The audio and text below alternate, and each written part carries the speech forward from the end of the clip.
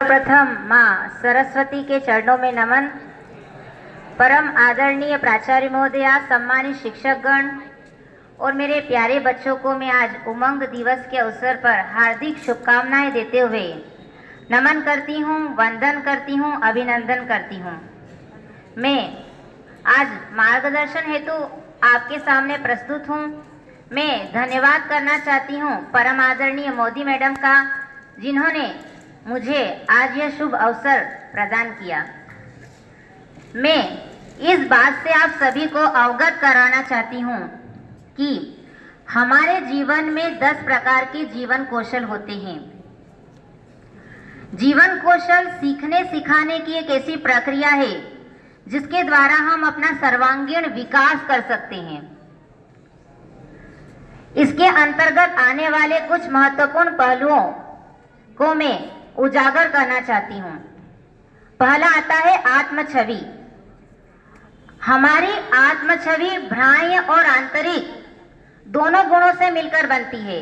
अगर केवल आप बाहरी रूप देखते हैं, रंग देखते हैं, बनावट देखते हैं और उसके आधार पर अपना रोल मॉडल तय करते हैं तो ये सर्वदा गलत है। हमें रोल मॉडल बनाने के लिए उसके बाह्य और आंतरिक दोनों गुणों से परिचित होना होगा। तो बच्चों, मैं आपसे यह कहना चाहती हूँ कि आप आपस में मित्रों से यह चर्चा करें और अपने गुणों और कमियों के बारे में पता करें।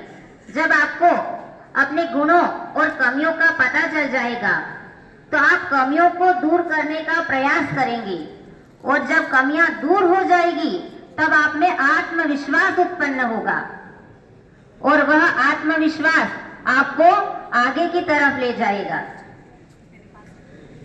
अब मैं आती हूँ लक्ष्य निर्धारण पर।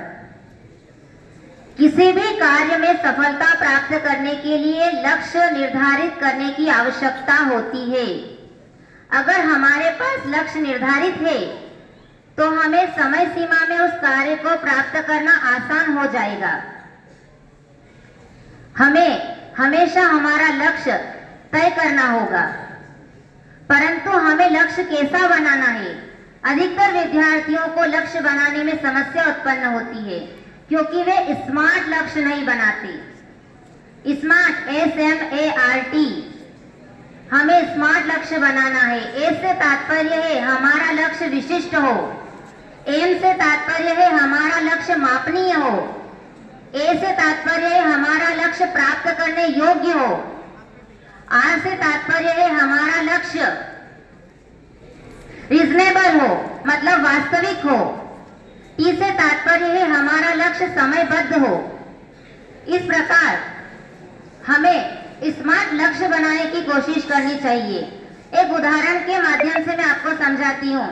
मैं ताजमहल को खरीदना चाहती हूँ, क्या यह मेरा स्मार्ट लक्ष्य होगा? नहीं होगा, क्योंकि इसमें वास्तविकता का अभाव है। मैं 12वीं में 90% अंकों से उत्तीर्ण होना चाहती हूँ, क्या यह मेरा स्मार्ट लक्ष्य होगा?